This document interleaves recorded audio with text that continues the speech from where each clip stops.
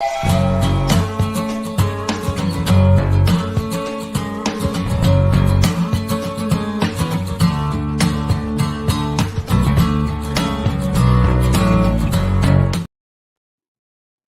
guys. Welcome back to Sports with Mono and Mono. It's August 12th, 2023, right? The dog days of August.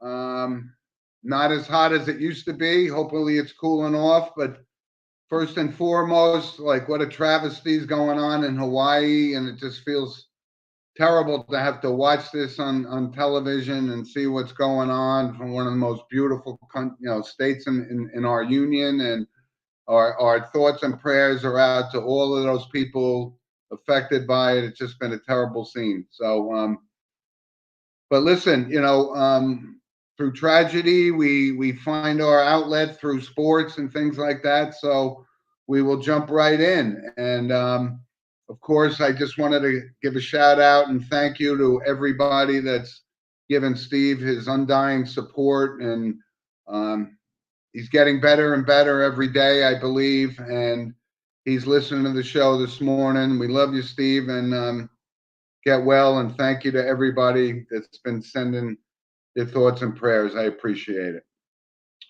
So we're going to jump into our monologue, of course, which is sponsored by Coriano Trucking of Summerhill, New York. And here's the monologue. I'm going to talk about the Yankees and the Mets, right? And New York fans are very, very fickle, right? So when we look at each team, and we'll start with the Yankees, right? They're still not completely out of it, but they're just absolutely decimated with injuries and players that aren't performing, right? So the question always comes down, somebody's going to have to take the fall. Even if they make the playoffs, obviously, they don't have the pitching and stuff to go, win the World Series. So it's going to be a disappointing year for Yankee fans. So the question comes up, is it Cashman's fault? Is it Boone's fault? And, I've been looking very closely at this. And on this case, and I've always kind of defended Brian Cashman a lot over the years. And he's a very loyal guy with the Steinbrenners and so forth, just got a new contract. But I always look at it as the general manager is the guy that's got to go out and get players and perform on the field. And Cashman's went out in the past couple of years and got players that just haven't performed.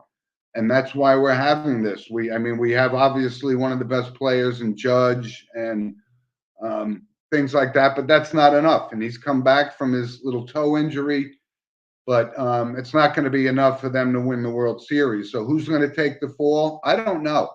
I was critical of Boone this year, watching some of his moves with the pitching and so forth, but then I started to realize, but he's only working with what he has. And he kept pulling Domingo Germán after 5 innings, and now we know that there was a backstory to that. So I'm not going to hang Aaron Boone on this. So if somebody's got to go, I think this time it's got to be the general manager, because he put these players and signed the Rodans and the Montazes and all these other guys that let's just call them a bust, right? And they're scrapping and fighting. They're hanging over 500, but overall, there's just not enough players on that team to go places. So they got to look and see what the Mets are doing. And we saw what happened with the Mets this year. And I talked about the Mets in the beginning of the year. I didn't see them as having a World Series caliber team, very similar to like now the Jets are going to be a Super Bowl contenders. And last year, the Mets were automatically a World Series contender, and it hasn't worked out that way. And, is that Buck Showalter's fault? No. Again, he can only manage with the players that he has. And the philosophy with the Mets was to sign Verlander and Scherzer, and that was going to be enough to get them over the top. And obviously it hasn't worked out that way. So the Mets are doing a almost a 180, saying, okay, we know we don't have the players. 6 months ago, they thought they had a World Series team, and they don't. Right? Nimmo, great player, keep him. McNeil's, he's not going to win another batting title again. That was his career year. And Lindor's having a good year. And here's the situation with the Mets. You got to Pete Alonso, right? You're going to have to pay him. So are the Mets going to, if they're in this rebuilding mode, and they made some trades, they got a lot of good capital in the minor leagues, but you know what that means? That means they're not going to contend next year, right? Just like Alvarez behind the plate, they kept him, and he's got his rookie year out of the way, and he's going to be a great player. So the Mets have decided, and it was a great thing. Steve Cohen sent them a letter to all season ticket holders saying that we apologize for this terrible season we're having, and we're trying to restructure it. So I think Billy Epler gets a pass on this, kind of too new. But I certainly wouldn't hang anything on Buck Showalter. So, the Mets are going the rebuilding route, and the Yankees do what they do, and they're going to go out and sign free agents, and some of them are going to pan out. Some of the young kids aren't working out. They got to address the catcher situation. So there's a lot going on for New York baseball, and I just wanted to bring that up because there's two different philosophies here. The Yankees have never really said, we're going to do a complete rebuild, and that's not happening. So, but the Mets, maybe that's the way they're going, but it's going to be a tough couple of years to get these young kids. Look at Beatty. He was the next star prospect, and they had to send him back to the minors. So there's so many things that can happen, and we'd love to hear your comments, not just from Yankees or Mets fans, from all loyal listeners of Sports with Mono and Mono. Send us an email at sportswithmonoandmono@gmail.com. Give us your thoughts. So Eli, what are your thoughts here? Come on. I really just, what I could say is the Mets are always going to be in a rebuilding year. It's been like that for a while. It's going to take some time. I appreciate the Mets' honesty for apologizing to their fans. That I do appreciate, and I thought that's very kind of them. And obviously, it's just going to be a rebuilding year. They're going to have their chance eventually. May not be next year, but it'll happen eventually. The Yankees, on the other hand, it's the same old story every year. They're going to try to go hard. Someone's going to get hurt, like Judge, and they're going to be off. They're going to be losing. What's going to happen next? What's going to happen? They'll make the playoffs, lose the first round, and same old story all over again for the Yankees. Honest with you, I don't know who to blame at this point because it's just a continuous pattern, but it's just a really interesting takes on everything that happened.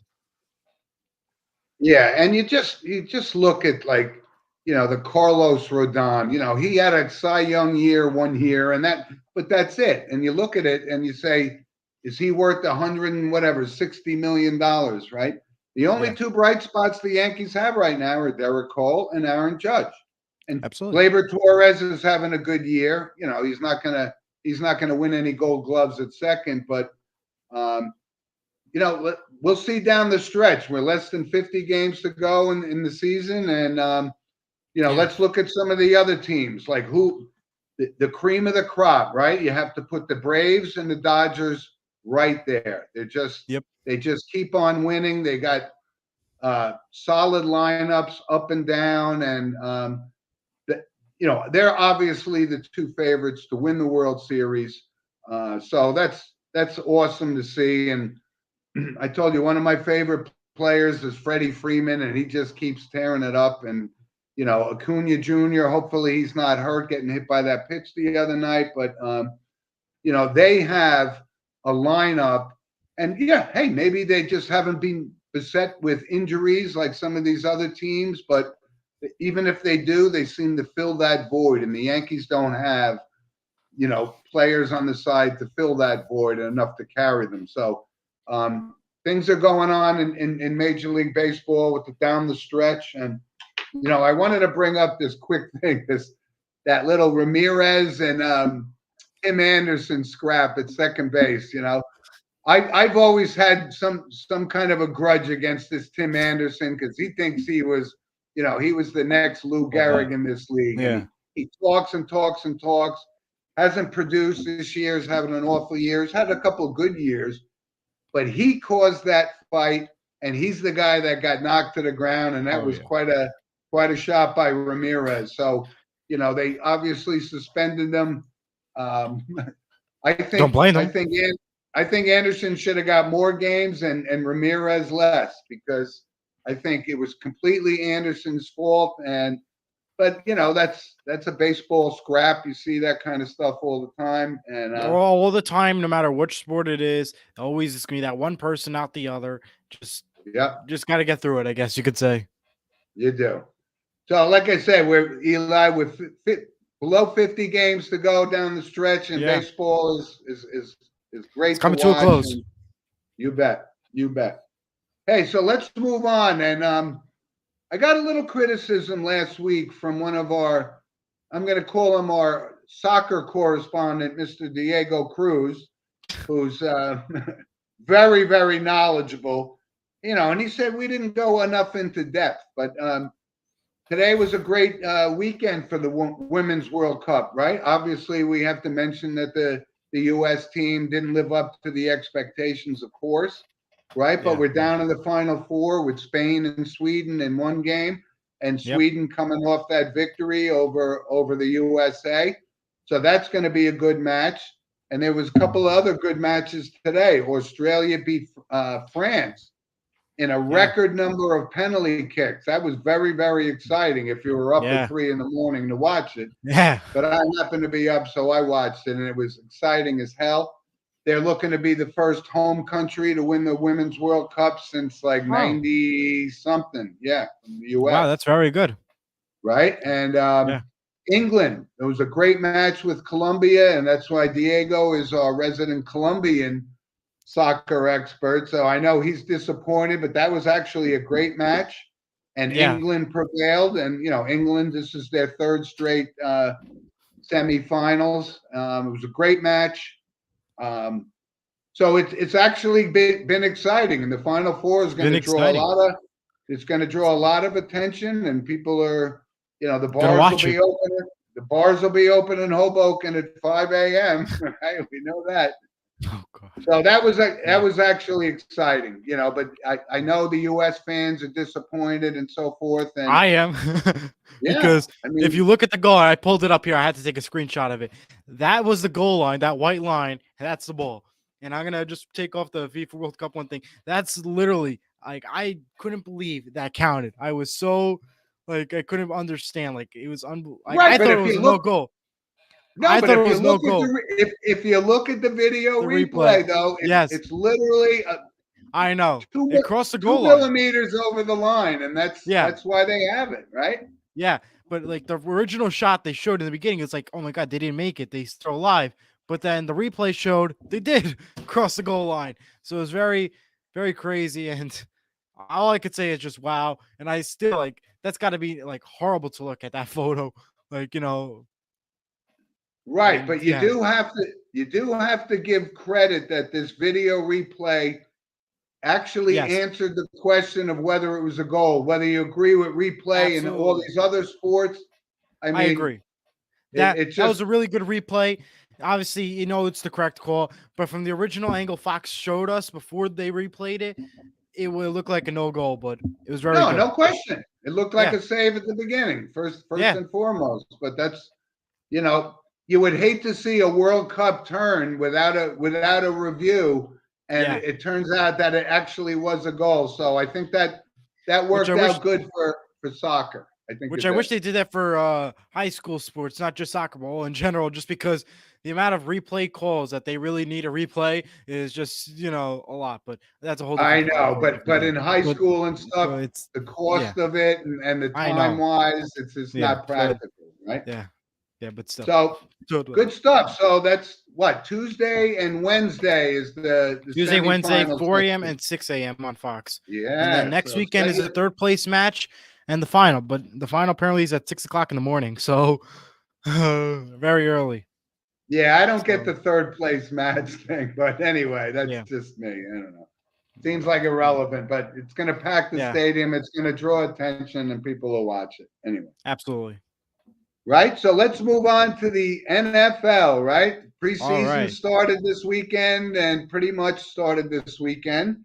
And I know your Seattle Seahawks came off with a win in their first preseason game. Yes, But they let's did, and not I'm super excited about that. And good right. But job. keep the corks in the Cool champagne down. bottle for now. It doesn't mean much, Because right? it doesn't mean much, I know. Because if you look at half of these scores so far, it's like, yeah, okay, just because they won, they ain't winning no Super Bowl, they ain't going no playoffs. And I know I gotta just be grateful for the win you got, but keep in mind it's only preseason, and this really doesn't really matter in the real future. So once week one starts, it's a whole different ball game.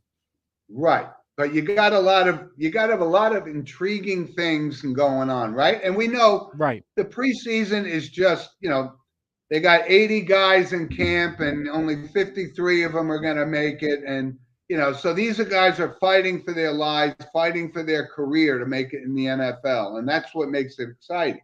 But you also have, like in Tampa, you got Baker Mayfield and Kyle Trask. Like, who's going to be the guy? Right. For Tampa Bay's sake, I'm hoping it's Kyle Trask because I saw him play a lot of games at Florida, and he's a player. And I think we've seen enough of Baker Mayfield to know that he's not the team that's going to lead you to the promised land, but that's still up in the air. You look at the Packers, right? They started their new era with Jordan Love. Yes. By the way, this kid deserves a chance. He's been quiet. He's been just sitting there, letting this Aaron Rodgers situation play out, waiting for his chance. I just hope he stays healthy. I think the difficult thing for the Packers is the supporting cast isn't as good as you would hope a rookie quarter. And we call him a rookie. It's probably his third year in the league, but Yeah. it's now his team. And that they went out on a limb and drafted him, moved up in the draft to take him. So good luck to him. I know a lot of Packer fans, Abe Vallejo and Eric Hansen, these guys, they live and die with their Packers. So I think, it's a good opportunity for this kid. I just hope he stays healthy, gets the opportunity, and shoves it right back in Aaron Rodgers' face. Oh, says, absolutely. That's what I'm hoping.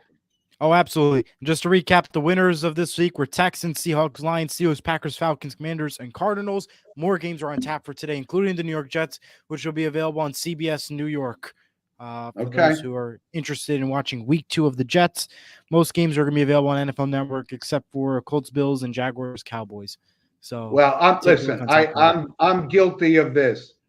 I can barely watch preseason football. I mean, the Giants were on last night, and of course, you want to see, guys that are battling for jobs and so forth. But preseason is difficult for me to watch. I know I don't really watch it too much, but sometimes you have to. So yeah, it is what it is. So I was chuckling this week again, and this whole I gave the parallel before, like the Mets. All Met fans were thinking they were going to the World Series, and we talked about this before, right? The Jets, and I'm hearing Jet fans and people saying they're going to go 15-2 with Aaron Rodgers, and I say, wait a minute, hold on, hold your horses right there, and that's exactly what I say. And I want to actually bring this up. I was going to bring this up in random points, but I'll bring it up now. So as we all know, Jets are supposed to be debuting on Hard Knocks. I had the opportunity to watch the first episode of Hard Knocks because I said, hey, why not? Let's see how well these Jets do. And I learned a lot. It was hilarious and funny and just good to watch. And here are my notes that I'll just share with you all real quick. Apparently, based off of what we've seen, Aaron Rodgers seems to be the school quarterback. He barely waves to the fans. Barely waved once to the fans. It was just like, wow, like really a rude guy, it seems like, based off of the camera was following him. But he's so arrogant that he thinks he walks on water and he doesn't have to do that. Yeah, and the head coach Saleh, he used a lot of great analogies, especially with the eagle and the crow scenario. Very good on his end. And Saleh says Aaron Rodgers is the best QB I've ever coached. So that I thought was funny.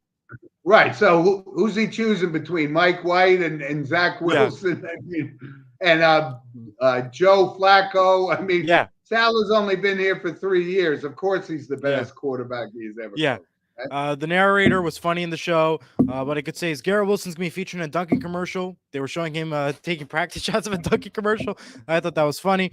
And the Jets players didn't want to be on Hard Knocks. Aaron Rodgers was all for it, apparently.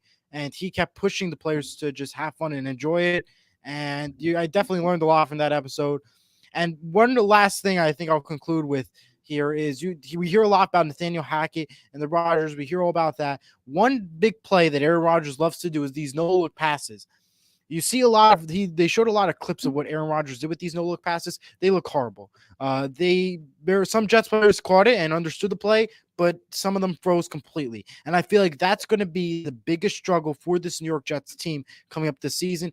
Aaron Rodgers and those no-look passes. And everyone has to be careful of that because he tends to do that a lot. You're going to get a lot of downtimes and maybe possible interceptions, because he's known for these no-look passes. And it seems like that's going to be a huge fail to this New York Jets team. But obviously, we'll have to wait. But those are my Hard Knock notes. And one last thing to conclude, NFL Plus news.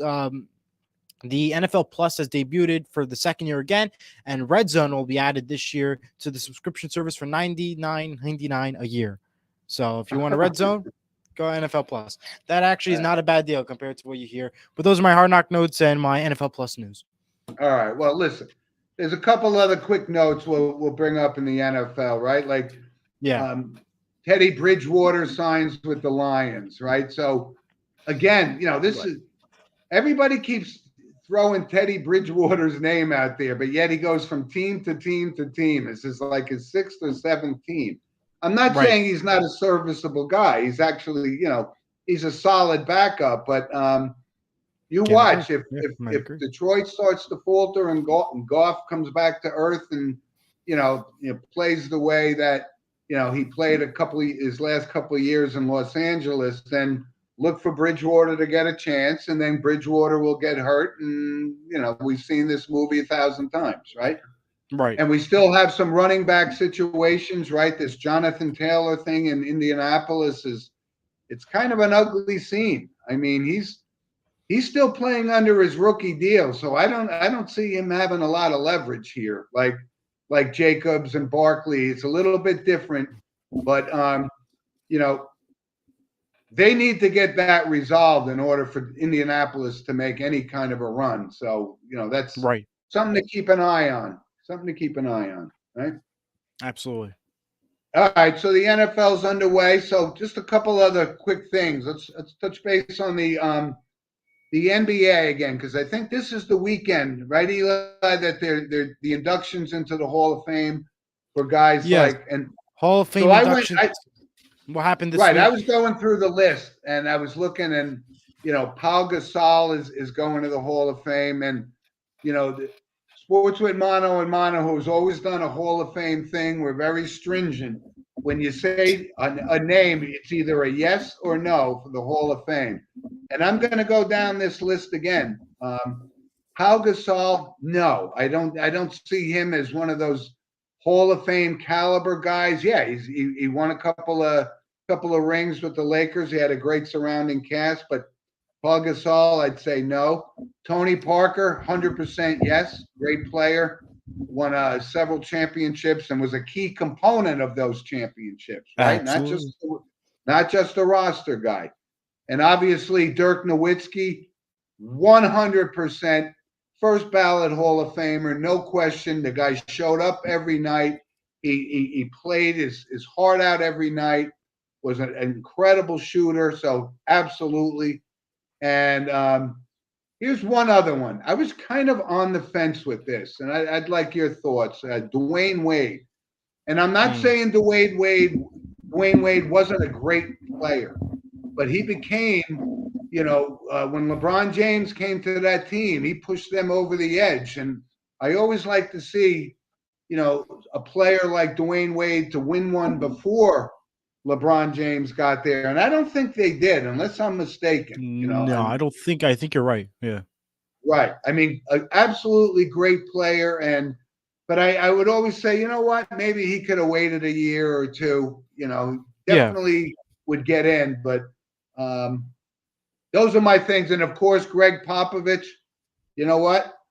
You have to put him in the Hall of Fame because the guy he's the all-time winningest coach, I think, now. Yeah. Many, many championships. And somebody say, yeah, that's like Phil Jackson. Phil Jackson was the head coach of the Chicago Bulls, but he also had Pippen he had a guy named Michael Jordan. So you have to. Right. But I think he's tough. And listen, they haven't had talent past couple of years, and they've played like that. So you Right. sometimes you wonder. But I don't have. I think Popovich is one of the great interviews post game after his particular game. Right? He's funny. Right. He's to the point. But so those are the Hall of Fame guys, and they're going in. And one other NBA note was, and I was trying to read into this a little bit, that Giannis is not going to be playing for Greece in the FIBA World Cup.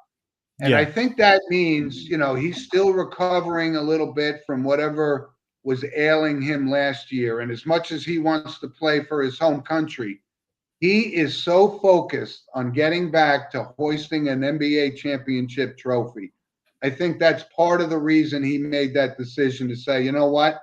I got to work this out. I want to be 100% healthy because, listen, I think he's one of the best, if not the best player in the game. But you know what? You need more than one championship to go down as one of the all-time greats. And I think his mind is set and focused on that. And you know what? I think he's not going to leave this one on the table. It's very, very early, but I think he's so determined to win this championship, and he's a team that could carry him on his shoulders to do that. So, absolutely. NBA, that's enough of that, right? I think I'm going to just add one more. I'm going to add one more point for NBA, if that's okay. So the NBA schedule is supposed to be released within the upcoming days. They did announce the Christmas schedule. Those games are on ABC and ESPN. The dates and times are to be determined, but we all know it's on Christmas Day. The Bucks are at the Knicks, 76ers are at the Heat, Celtics at the Lakers, Mavericks at the Suns, and the Warriors are at the Nuggets. That's your Christmas Day schedule. The full schedule will be released sometime this week, so it's a big week in the NBA. So we'll have a lot to talk about next week once everything is fully released and done for. Yeah. I know the NBA's Christmas Day schedule is a big thing, Yeah. But I'll probably watch more of the reruns of Christmas Story, which runs for 24 hours at Christmas. I'll be watching football. There's going to be football, 2 or 3 football games this year. I forget about the basketball. Worry about the football. You got it. Yeah. So let's move on to our random points of interest, Eli. We got a bunch here, and of course, that's sponsored by Lynch Toyota of Manchester, Connecticut, who I'm going to see the captor of the dealership boat sometime next month. And again, always thank them for their loyalty and support for Sports with Mono and Mono. Big sponsor for the show. So a couple of quick things on random points of interest, and you and I talked about this a little bit earlier before the show. This Kevin Brown situation in Baltimore, and you know what? I've listened to that sound bite time and time again, and I'm baffled by it. I mean, I'm absolutely mesmerized by what an injustice to this guy. All he was doing was reporting facts. And, so the Baltimore Orioles and Peter Angelo said this was a bad move. No, this is exactly how it's played out for the past few years. And the Orioles were in a rebuilding mode, and they finally turned the corner, and they're a formidable team. But to get suspended for something like that, you could see all these other guys making, who was the last guy out in Oakland, made some inappropriate comments. This was nothing but reporting the facts, and nothing that we haven't seen Michael Kay or Gary Cohen or anybody else say, you're going into a series against a team that has owned you for the past 5 years. That's a fact. So I know you've got some thoughts on this. Well, all I know is like you said, I've watched it so many times. I don't get it. He did nothing wrong. He said the truth. I've agreed with every single announcer in person that stood up for him, and I believe it. And Michael Kay just basically said he told the truth. And if this was apparently offensive to the management and Pete Angelos, it shouldn't be him that's fired. It should be the graphics department that's fired. Everybody, because not only did he just say the truth, he also said on a graphic. So I 100% think he should not have been fired. And if they were suspended, whatever the case may be, suspended, I believe it was. But if you're going to suspend somebody, you have to suspend everybody. And number one, I disagree with everything. I hate the situation. Orioles returned him yesterday to the broadcast versus the Mariners. He basically did not mention one thing that happened. All we know is it's a disgrace, and the 2 games they've lost, and that was the first 2 games since Kevin Brown was not broadcasting.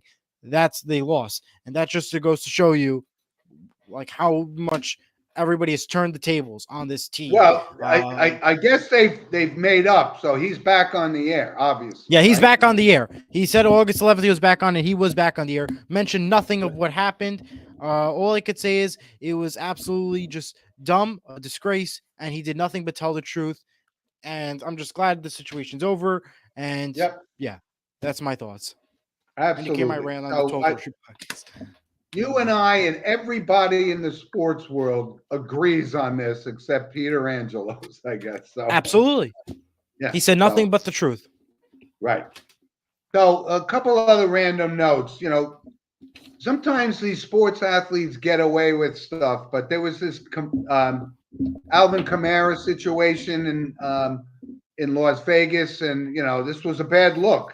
They got it all on video, so at least they did the right thing and suspended this guy for the first 3 games of the season. But you know what? I'm all about giving accountability for the actions off the field for NFL players. And hey, listen, I don't want to say that, you know, give any good credit to Roger Goodell or who's the disciplinary guy now in the NFL. I keep forgetting his name, but Roger Goodell?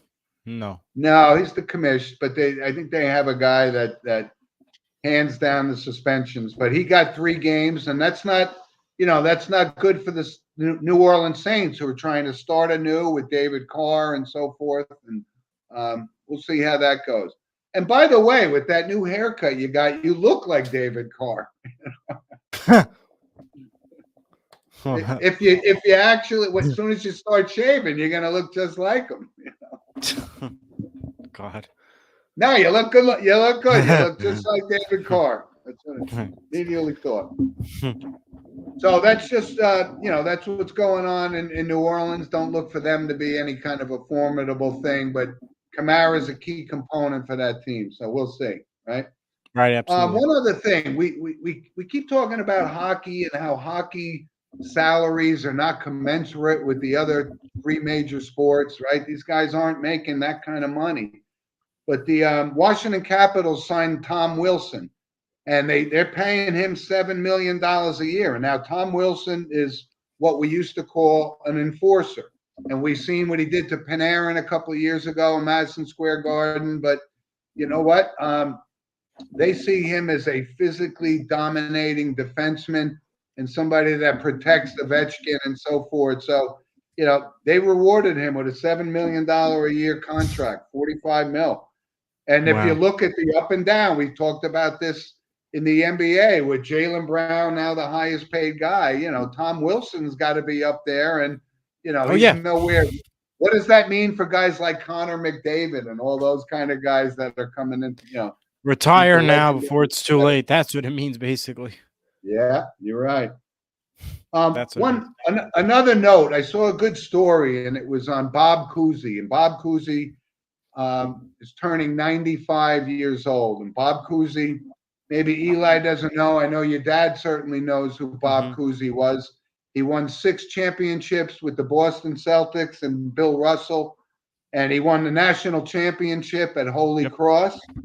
And he was also the first NBA player to be on the cover of Sports Illustrated.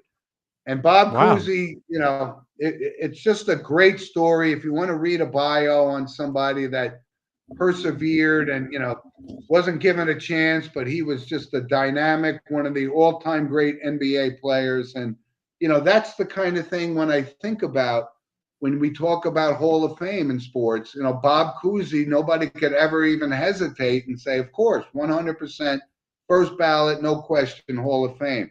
You know, is Pau Gasol in the same kind of category as him? No. But you know what? Bob Cousy is still the face of the Boston Celtics, and just wanted to give a shout out to his birthday and so forth, because I was a big fan watch if you wanted Eli. I don't know if you got a chance to see. I think it's a Netflix special, 2-part on Bill Russell, and I've talked about this on the show before. And Bob Cousy figures prominently into that, and the whole racial situation with Bill Russell and how the Boston people loved him on the court, but off the court wasn't accepted, kind of thing. Bob Cousy stood up for him the whole time, and just like Pee Wee Reese and all those guys did for Jackie Robinson back in 1947. Great story, though, right?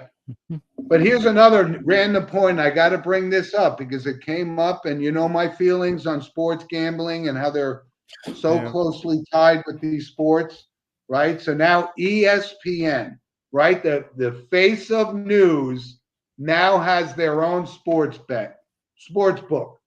And it just drives me crazy. I just see this and I see the conflict of interest and I just can't reconcile it. Drives me nuts. Yeah. Well, I'll add more details to that.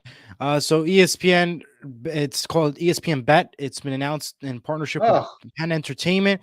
They announced this, believe it or not, one day before the Walt Disney Company announced their third quarter earnings. So they're trying to be smart. They did that right before the earnings call. Very smart of them. And there you go. Apparently, Art Okawa, who we interviewed on the 12th Horseshoe podcast, he had no idea about this. He found out like everybody else. Nobody in ESPN who he's talked to knew about this except for high corporate officials who've been working with the owners like Bob Iger and all that. So that's just want to throw that out there. So nobody knew about this. And apparently it's not going to be releasing till the fall, but right in time for football, of course. And the ESPN's smart about it. They're not dumb. And yeah, good decision, I guess you could say. And I got a few random. Well, listen, I guess if you're a stockholder of Disney, it's a good decision. But from a sports perspective, I find it appalling. And it's funny because it's coming off your book review from last week about Bob Iger. So no question that Bob Iger is a businessman, but I just can't see how the ESPN can get involved in this. I know when they give the sports odds, but now you could place a bet directly with the channel you're watching for your sports news. I find it appalling. I can't get over. Yeah. Well, I'm going to add 3 random points for you to add to the group. Malik Andrews will be replacing Mike Greenberg on ESPN's NBA Countdown. This because of Mike Greenberg's busy schedule. Will be continuing with the Get Up and his radio show Greeny, and plus he still has a lot more stuff. So that is the only reason why. So will not be seeing Greeny on NBA Countdown or on the NBA Finals. And NBC's most watched presentation, the Pro Football Hall of Fame, was that Thursday, and it beat the 2018 average. And we are less than 2 months away from the start of hockey. And episode 2 of Hard Knocks will air this Tuesday, 10 p.m. on HBO and HBO Max. I can't wait for it, and I can't wait to talk about it because that has been funny to watch. That's all I can say. Okay. Hey, listen, I think this Malik Andrews has deserved it. She's got absolutely. It's not gonna be the same without Mike Greenberg, but good for her. It's gonna be woman power back in the booth. Yeah, and Steve and I have always been Mike Greenberg fans. I think always been awesome. Too. Yeah, I agree. Yeah.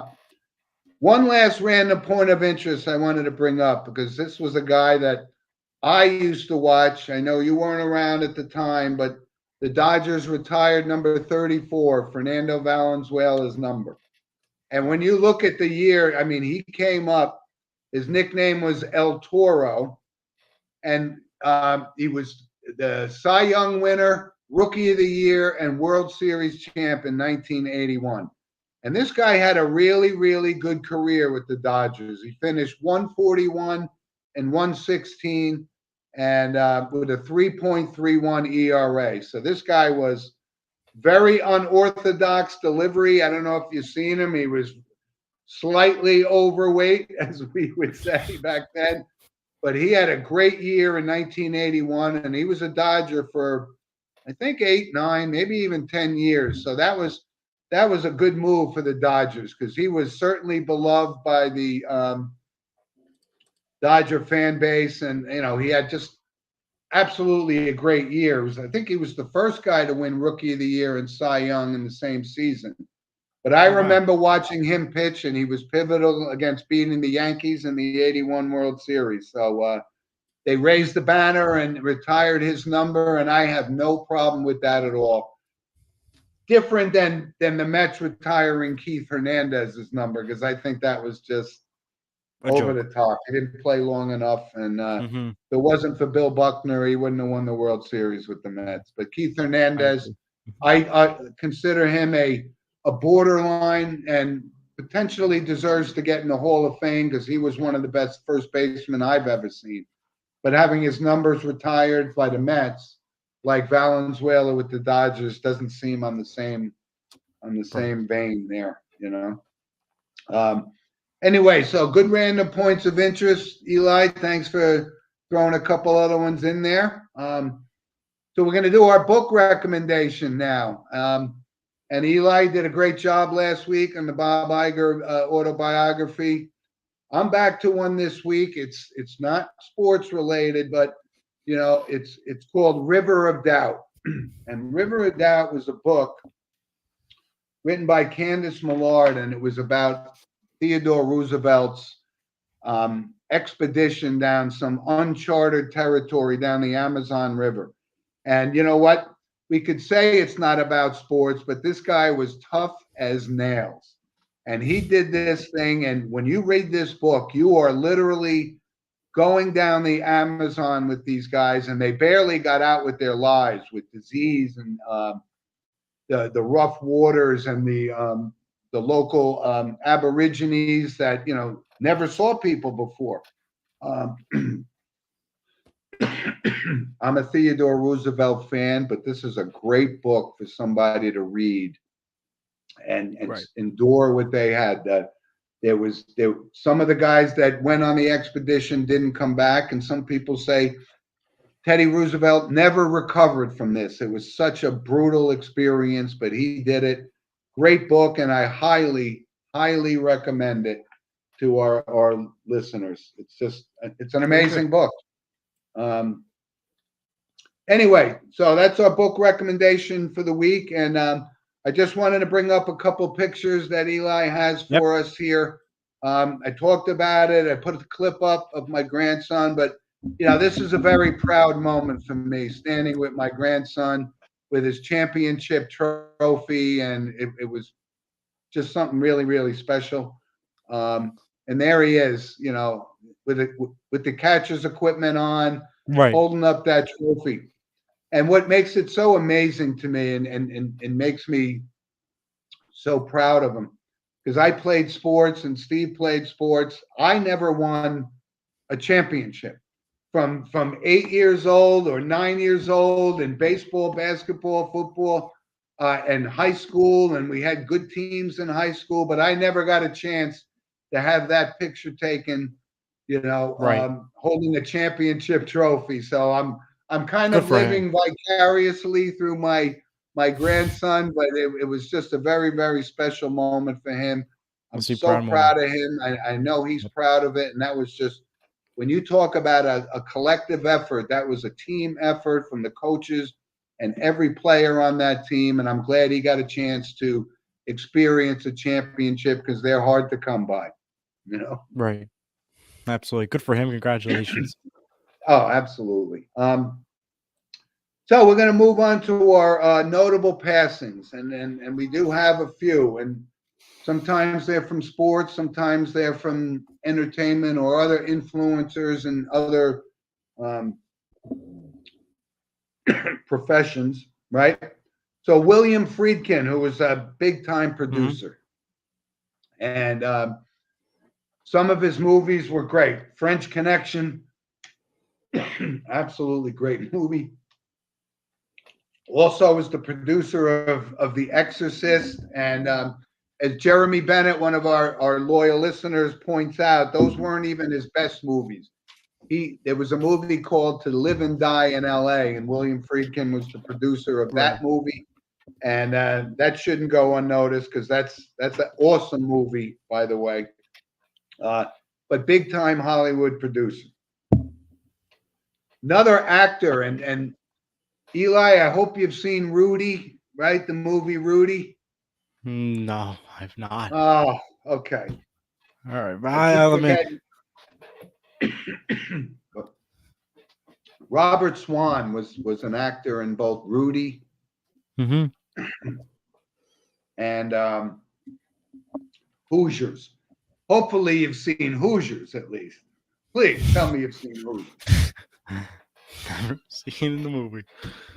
These are two of the greatest sports movies of all time. You're a sports guy. You got to get involved in this. You got to know, right? So I'm highly recommending those.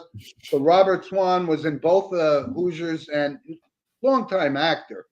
But those when we talk about sports movies, Hoosiers and Rudy he was in, it was just great. Wanted to bring that up for sure. Right.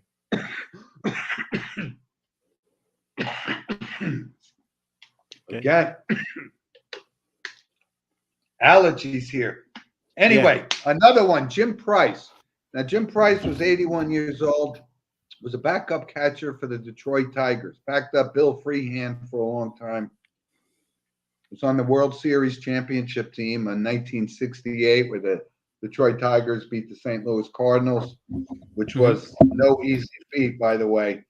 But, he had a solid, mediocre career. But when you talk about guys, sometimes a backup catcher or a backup somewhere on your team to fill in when your guy can't go. And Jim Price was one of those guys. And he passed away at the age of 81. And from the world of music, and this is a big one for sports with Mono and Mono, Robbie Robertson, who was the lead singer of The Band. And all the songs, The Night They Drove Old Dixie Down, The Weight. I mean, The Band was just, very prominent in the world of rock and roll music. And, Robbie Robertson, he was 80 years old. And there's a movie that they played, they made called The Last Waltz. And it's just, from a rock and roll perspective, it's amazing. Had very tight connections to both Bob Dylan and Martin Scorsese, by the way. They were like literally best friends. They're working on a movie that Scorsese's having coming out called Killers of the Flower Moon. And so from an entertainment perspective, first of all, you got Scorsese, so it's going to be great. And it's about Robbie Robertson. And he was just very prominent. And that hit home for us because he was a great musician. Yeah.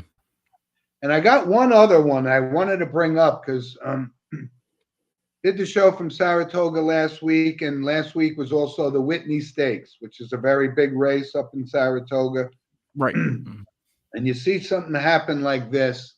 The irony here was Bill Parcells, former Giants and Jets head coach, had a horse called Maple Leaf Mel. And she was, Maple Leaf Mel was winning the race, coming down the stretch, and then broke his leg, and they had to euthanize the horse on the track for humane purposes. So it was as beautiful as Saratoga is, and you watch these races, it's absolutely amazing and beautiful to see. But unfortunately, stuff like that happens, and it actually happened to Bill Parcells' horse. So I wanted to give a shout out to Maple Leaf Mel because I was there, but I wasn't there for that particular race, and it would have happened right in front of me because I stand on the rail by the finish line, and that's where it happened. So, we've talked verbatim about, horse racing and, these kind of things happen. But that was a terrible thing to watch in such a great setting. But I certainly wanted to bring that up as well. Absolutely. Right. So, Eli, what's up for your week? What do you got going here? Nothing much. I have I'm continuing the drone work with football for St. Mary's on Monday. I have my next episode of 12th Horseshoe Podcast on Tuesday, and then I'm off to Wawa for vacation from Wednesday to Sunday. I'll be in Wawa doing the show. I'll be making sure it happens, and yeah. Good, because our fans started to panic, going, "Wait a minute, Eli's going on vacation." Eli, you can't go on vacation. No, I haven't been on vacation and missed a show in 5 years, so I know you got that same kind of commitment. But I hope you have a great time down there, and we'll do the show same time next week. Yep, same time next week, and I'll be there doing it live. And we're getting close to high school football, only a couple weeks away, and the season starts. So I'm excited about that. I'm going to try to arrange to get a guest on next week, and you and I will catch up during the week. Absolutely will. right? But again, I just, before we always close, I just, again, can't thank everybody enough and for all the support for Steve and so forth. And like I said, it's very, very important for us. Our audience is building. I love it. And we're getting some good feedback. You brought a lot of good things to the show. So we're Sports with Mono and Mono is in a great place. And we're going to move this to the next level. And Absolutely. again, always send us an email at sportswithmonoandmono@gmail.com. And again, thank you for all of our loyal listeners, the Mike Garveys down in Naples. And thank you. So, Eli, good show. Great job on the producing part of it. And Thank you. enjoy your week down in Wildwood. And we'll Yes, be I here will. same time next week. And All right. thanks again. And thanks to all our loyal listeners. And we'll see you back here next week. Thanks for watching, everyone.